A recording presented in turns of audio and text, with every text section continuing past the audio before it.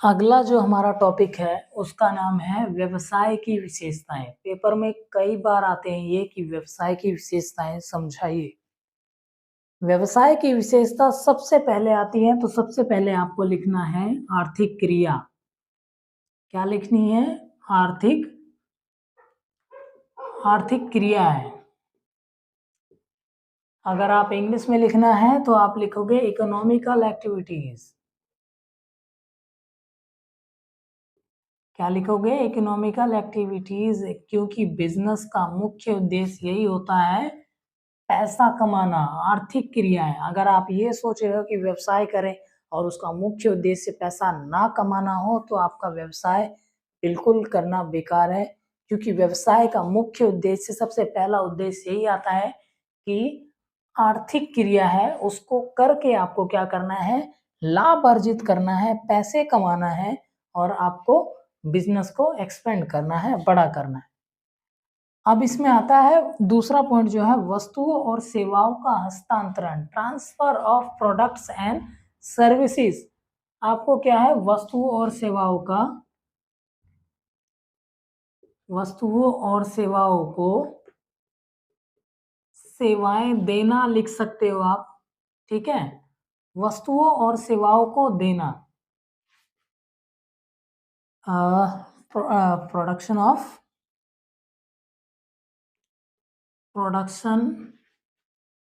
Of goods and services.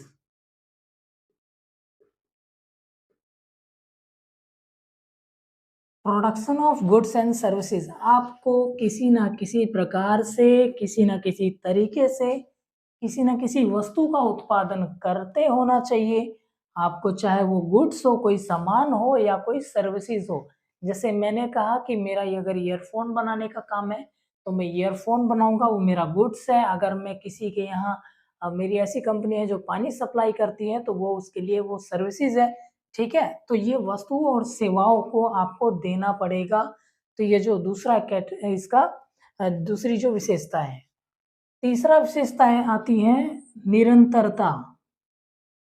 निरंतरता, निरंतरता का मतलब होता है लगातार। निरंतरता का मतलब लगातार, कंटिन्यूसली।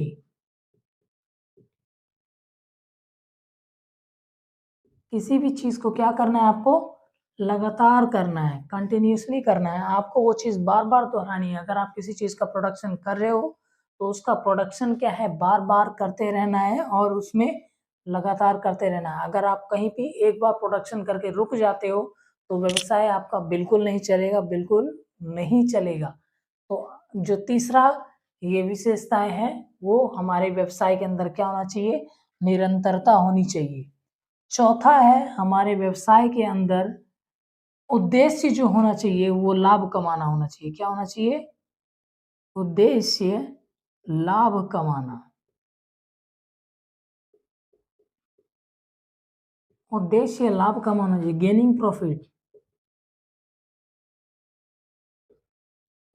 गेनिंग प्रॉफिट, उसका हमेशा ये उद्देश्य होना चाहिए। ये उद्देश्य वो समझ के बिजनेस करना चाहिए कि जो बिजनेस है उससे हम प्रॉफिट कमाएंगे, उससे हम लाभ कमाएंगे। ठीक है, तो ये चीज आपको, जो चौथा पॉइंट है ये आपकी चौथा व्यवसाय का जो है विशेषता है। पांचवा जो आता है जोखिम का तत्व। जोखिम भी होता है, ऐसा नहीं है कि आपको व्यवसाय कर रहे हो तो जोखिम नहीं है। व्यवसाय के अंदर जोखिम भी लेना होता है। अब जैसे व्यवसाय के अंदर जोखिम क्या चीज होता है वो मैं आपको भी बताता हूं। तो आप जोखिम लेना यहाँ लिख सकते हो, जोखिम लेना। कोई भी चीज स्टार्टिंग में आप लेते हो, कोई भी बिजनेस करते हो तो सबसे पहले आपके लिए वो जोखिम रहता है कि जो आप पैसा लगा रहे हो उसमें वो चले ना चले। इस चीज पे एक कहानी में आपको ये रियल स्टोरी बताता हूँ कि जब लॉकडाउन लगा था और जो मास्क का प्रचलन था, लोग मास्क बना रहे थे, कई ज्यादा प्रोडक्शन उन्होंने बढ़ा दिया था, तो उसी के बीच में जो 3 लेयर वाली जो मास्क थी उसका प्रचलन था। लेकिन जब WHO ने कहा कि वो वाला मास्क नहीं चलेगा, 95 N95 वाला मास्क पहनो, तो जो कपड़े वाला मास्क था लोगों ने यूज़ करना बंद कर दिया था। तो जिन्होंने उस चीज़ का प्लांट लगाया था, जो उस चीज़ की रॉ मटेरियल लाए थे उनको बनाने के लिए, तो उनका पूरा पैसा स्वाहा हो गया था। क्यों? क्योंकि मार्केट में लोग जान चुके थे कि डब्ल्यूएचओ ने उस चीज़ के लिए मना कर दिया है कि ये मास्क हमारे लिए यूज़ेबल नहीं है, इसको यूज़ नहीं करना है, करना ना करना दोनों एक ही बराबर है। तो लोग कपड़े वाले मास्क को यूज़ ही नहीं कर रहे थे। सब लोग खाली N95 वाला मास्क खोज रहे थे। तो इसमें ये चीज़ है कि आपको इसमें 100% भी जोखिम हो सकता है। तो जिन्होंने उसकी प्लांट और मशीनरी या जो कुछ भी उन्होंने लगाया था अपना, चाहे वो 10,000 हो, 1 लाख हो, तो उनका उस समय वो पैसे स्वाहा हो गया है। तो ये जोखिम लेना पड़ेगा दोस्तों, जोखिम लेना पड़ता है। गेनिंग रिस्क, ठीक है? रिस्क नहीं लोगे तो नहीं पता चलेगा कि भैया ये बिज़नेस है कि नहीं है। आपको बिजनेस में रिस्क लेना ही पड़ेगा। उपयोगिता का सृजन, यूटिलिटी, क्रिएशन ऑफ यूटिलिटी। अब इसके अंदर क्या होता है?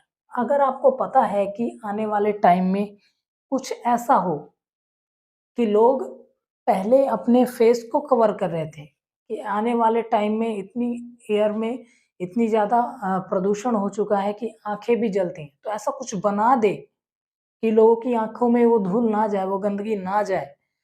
तो ये आपके लिए एक उपयोगिता का सृजन हो। मान लो मैंने एक ग्लास बना दिया ऐसा कि जो आपकी आँखों को प्रोटेक्ट करता हो, ठीक है? और आपके बाहर से आने वाली धूल, मिट्टी इनसे बचाव होता हो, ठीक है?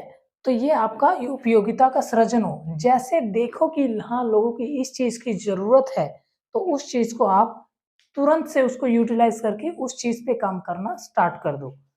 तो मान लो इसमें जो छठा पॉइंट है, क्रिएट यूटिलिटी, मतलब आपको उपयोगिता क्रिएट करनी है।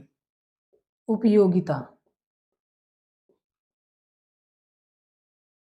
ठीक है? Create utility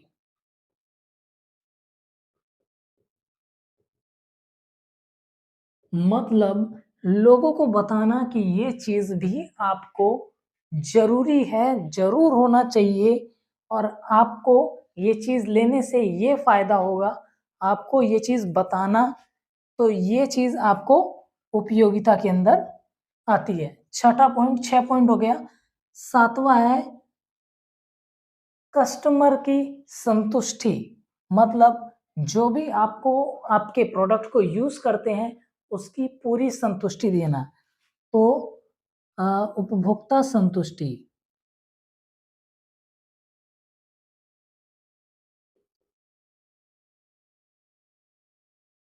customer satisfaction,